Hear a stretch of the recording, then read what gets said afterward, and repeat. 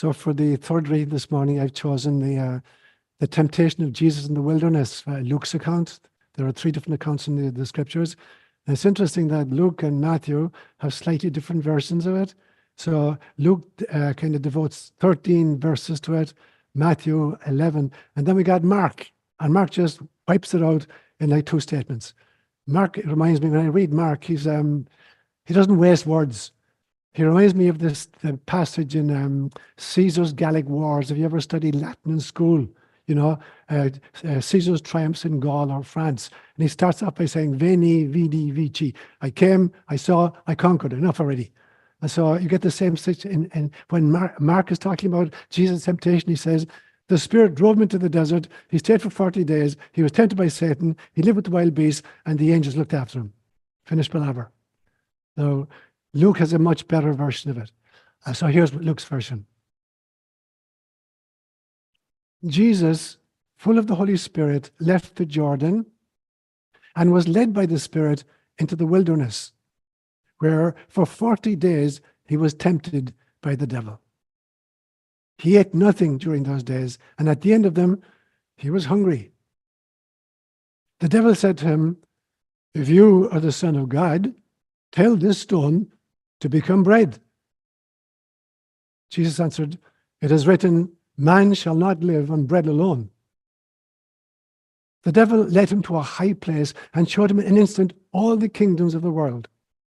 And he said to him, I will give you all their authority and splendor. It has been given to me, and I can give it to anyone I want to. If you worship me, it will all be yours. Jesus answered, it is written, worship the Lord your God and serve him only. The devil then led him to Jerusalem and had him stand on the highest point of the temple. If you are the Son of God, he said, throw yourself down from here. For it is written, he will command his angels concerning you to guard you carefully. They will lift you up in their hands so that you not strike your foot against a stone. Jesus answered, it is said, do not put the Lord your God to the test. I know this is a very, very dangerous statement to the end. When the devil had finished all his tempting, he left him until an opportune time. These are words inspired by God. So you know that normally I take a theme for a month and then I develop it for the first 2 Sundays and then do a recap on the third Sunday and open up to a Q&A. But March has 5 Sundays. And to complicate things even further, right in the middle of it, we're going off on retreat for 4 days, from March 17th to the 20th at Bishop's Ranch. And so I've decided for the month of March to do 2 themes. So for today, God willing, and next Sunday, March the 10th, I'm going to talk about the temptation of Jesus in some detail. And then March 24 and 31, I'm going to look at the last week in the life of Jesus. So there'll be 2 very separate themes for this month. So let me start off then and looking at temptations in the life of Jesus.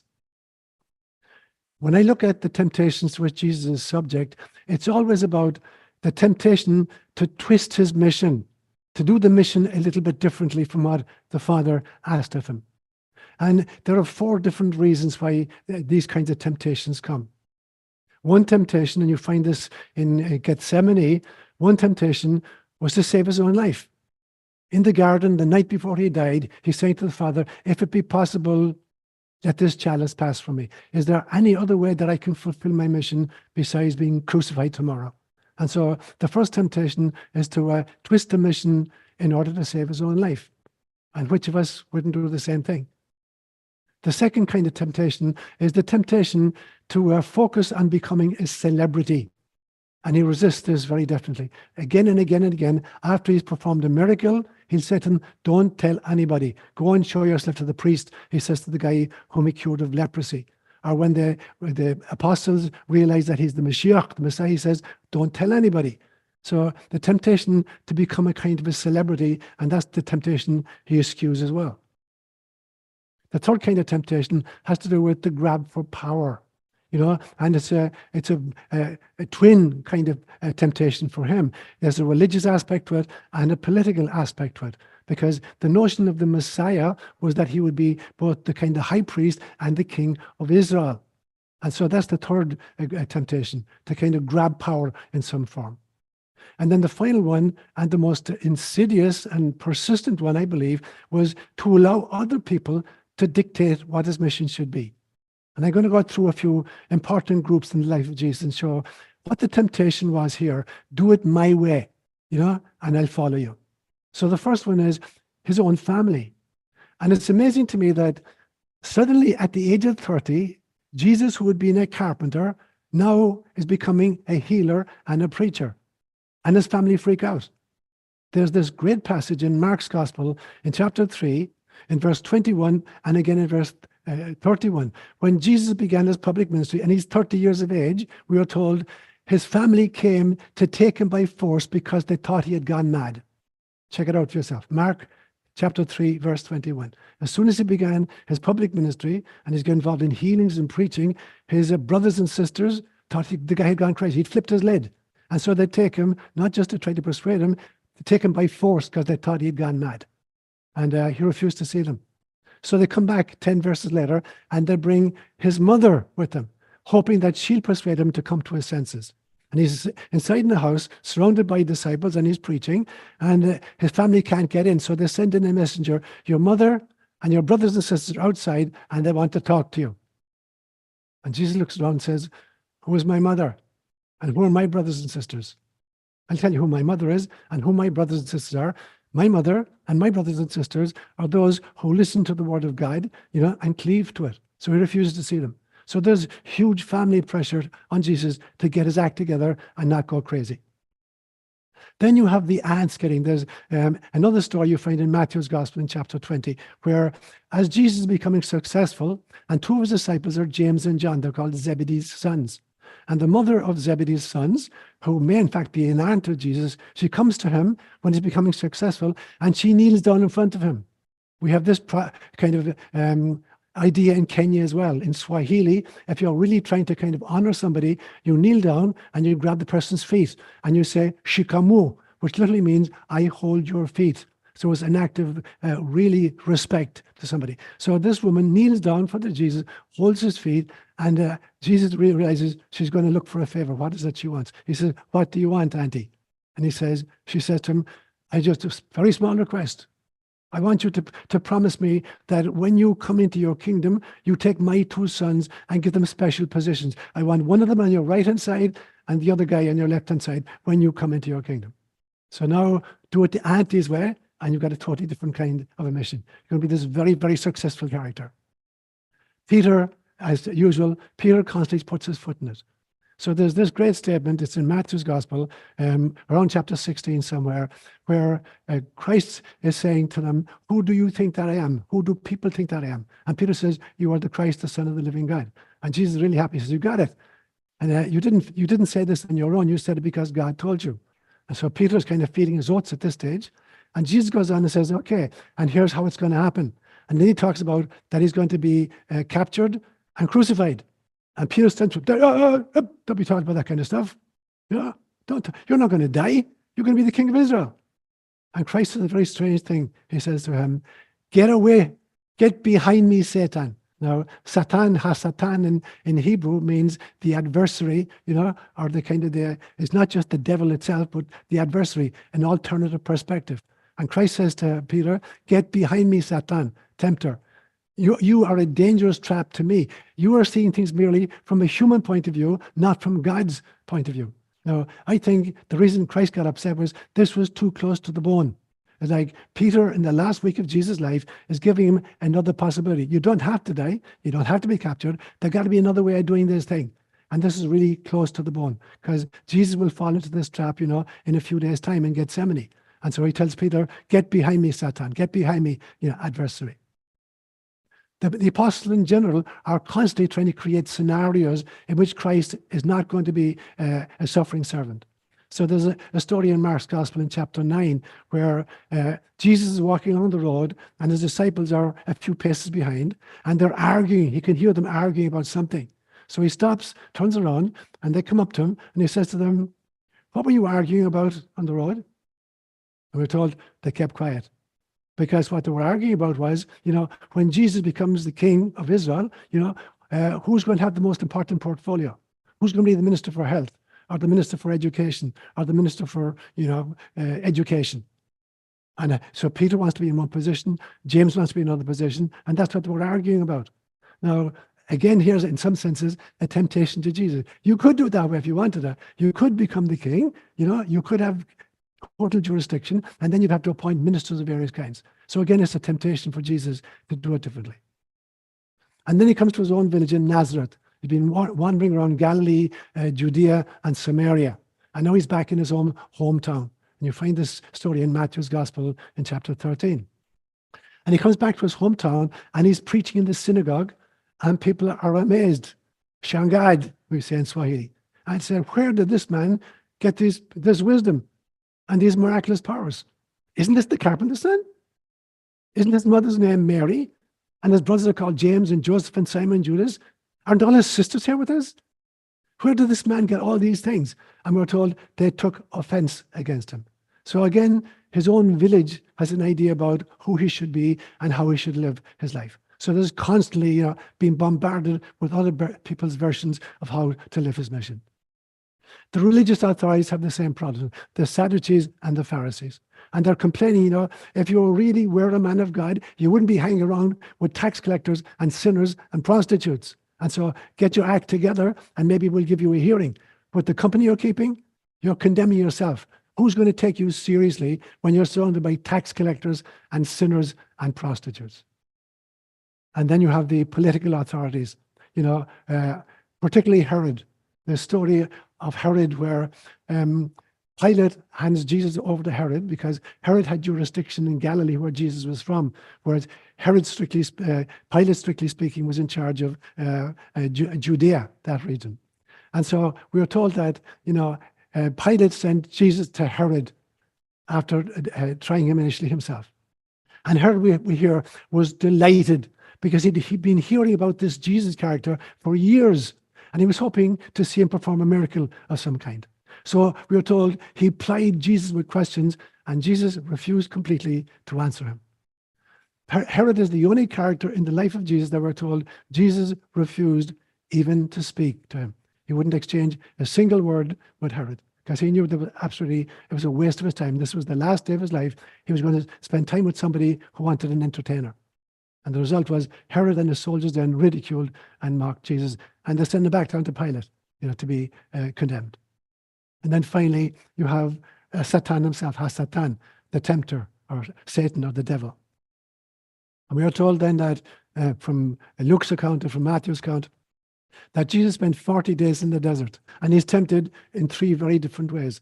And it's very interesting when you read Luke's account, we get the impression that Jesus spent 40 days in the desert, and then at the end, he was tempted by Satan. But that's actually not what Luke says. He says he was tempted for 40 days in the desert. So what do you think was going on in Jesus' mind where Satan is able to tempt him, not just at the end of 40 days when he had no food in him, but was being tempted throughout the entire period? And my hit on it is this, that Jesus had just been baptized in the Jordan by John the Baptist. And now he's going to begin his public ministry. And he knows exactly what the outcome is going to be. Given the political situation in Israel at the time of Jesus, he knew that there was a really, really good chance he was going to wind up dead, if not actually crucified. And so I think he's really wondering, do I really want to go through with this? And so for 40 days, the devil is just bringing it, there got to be a different way of doing it. So it wasn't just he got 3 temptations at the very end of the 40 days, like a temptation to food, turn the stones into bread, a temptation to earthly power, and a temptation to religious power. And I'll deal with that in much, much more detail next week, God willing. But my belief system is that this entire period was Jesus struggling with the temptation to not begin his public ministry because he knew exactly what the outcome was going to be. It wasn't just at the end of 40 days, there were these 3 little temptations, but for the rest of the time, he was in bliss, nirvana, meditating and thinking about the Buddha. And at the very, very end of that statement, then in Luke's Gospel, you get this very, very ominous statement. At the end of the 40 days, after Satan had tempted him in 3 different ways, we were told, Satan departed until a more opportune time. So what would be a more opportune time? There were 2 more opportune times, it seems to me. And again, I'll talk about those next week, God willing, in more detail. And the next great opportune time was in Gethsemane, the night before he died. And we are told that he was so anxious. I would say, as a psychologist, he was having the mother of all panic attacks. So bad, in fact, that he was literally sweating blood. And actually, it's a physiological condition, which is actually possible under extraordinary kinds of anxious situations. So he's literally sweating blood. Now, I think the big temptation was this. He realized this time tomorrow, I'm going to be dead. Do I really want to do this? There's got to be some other way of going through it. But the devil really put the knife in at this stage, it seemed to me. The devil said to him, I believe, you've been gaslighted. There is no Father. There is no Father in heaven who loves you. There is no Father in heaven who sent you down. You're not God's beloved son. God doesn't have sons. You've been totally gaslighted and you bought it and you're going to be dead tomorrow. Get out of here. For me, that's what Gethsemane was about. He was being totally gaslighted. And the greatest temptation of all is, maybe there is no God. Maybe I'm having a schizophrenic break. Maybe, I'm a psychotic individual who believed he was the Son of God. And I spent the last 3 years, when I could have gotten married, or been, going to have a good meal occasionally. And instead of that, I put myself in danger constantly. My God, there is no God. I've been totally gaslighted. That was the great temptation. So that was Satan waiting for a more opportune time. And then the final one comes next day on the cross. Hanging on the cross and realizing, this is it. I'm finished. And he calls out, Eloi, Eloi, lama sabachthani. My God, why have you abandoned me? So even if there is a God, and if I wasn't gaslighted and I was really on some kind of a mission, why are you abandoning me? There's this total sense of psychological distress coming from Jesus. So there are some of the temptations to which he was subjected. And of course, when you're reading the scriptures, you always have to realize that there's a lot of symbology in it, and particularly coming from a Jewish tradition, gematria, the symbology of numbers. So when you read, for instance, in the Hebrew scriptures, there are two ways of kind of mining it for its mystical significance. One is to look at the text itself and the language and to try to appreciate it cognitively and kind of spiritually. And the other one is that there is an actual mathematical number assigned to every one of the 22 Hebrew symbols. They have a mathematical value. And so when you take a statement from the Hebrew scriptures, if you calculate the sum of the numbers in a sentence, it's given you a radically different and esoteric meaning as well. So one of these special numbers is the number 40. And this appears again and again and again in scriptural accounts. So we learn, for instance, that Moses spent 40 years in the desert during the exodus from Egypt into Israel. So he spends 40 days in the desert. And during that period of time, he goes up on top of Mount Sinai and has a meeting with God. And he's up there for 40 days. And so the number 40 is really important. So then you have Jesus in the desert, and he's there for 40 days as well.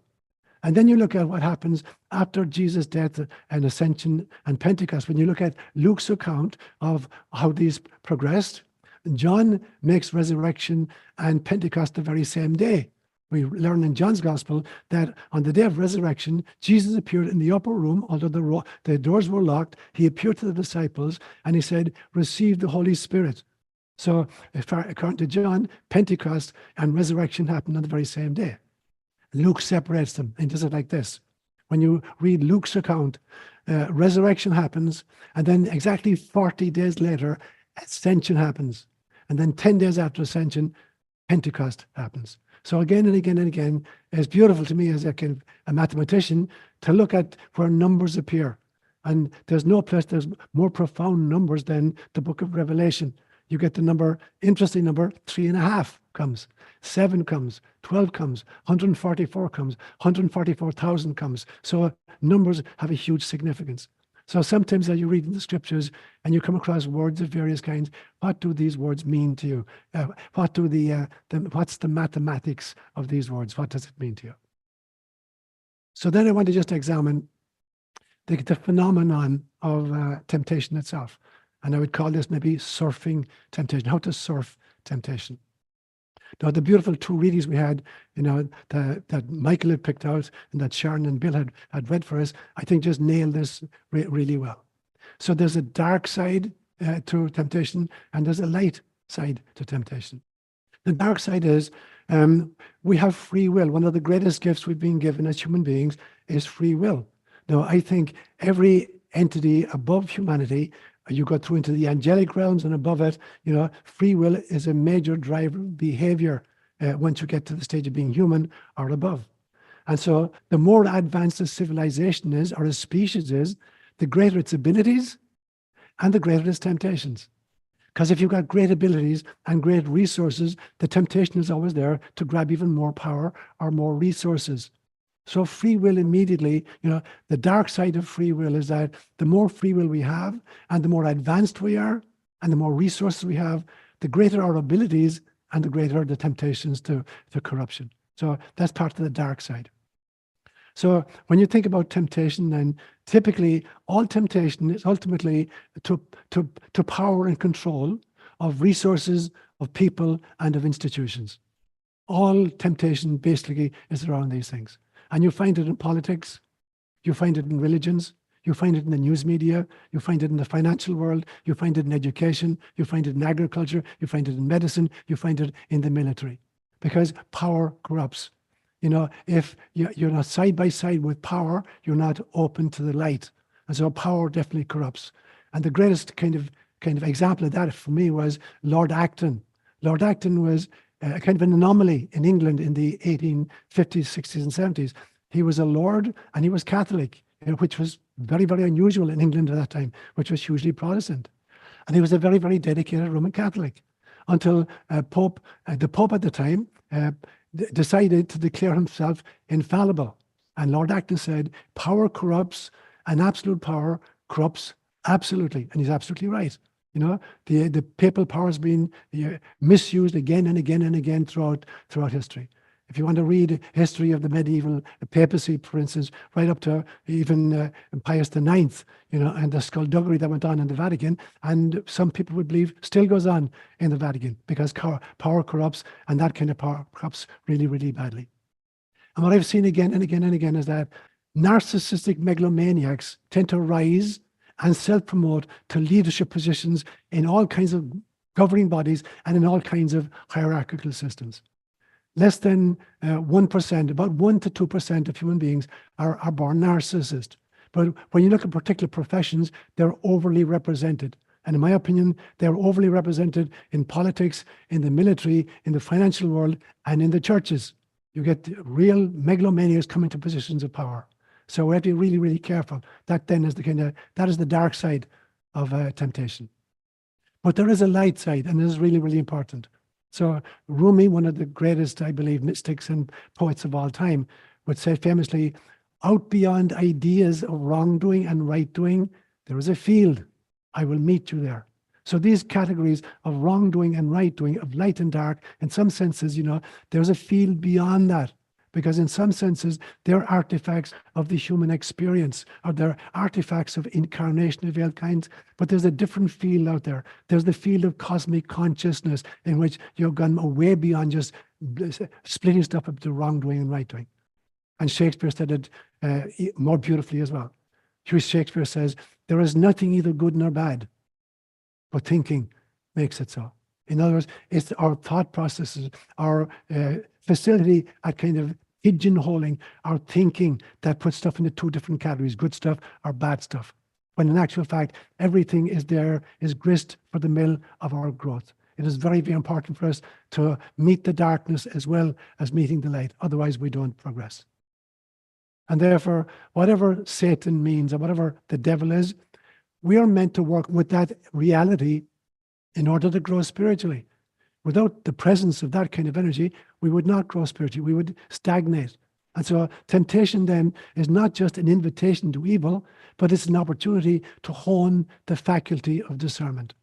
When the Jesuits are training spiritual directors, this is the primary kind of virtue they're trying to instill. It's called de discretione spirituum, the ability to discern among spirits. That's the core of being a spiritual director.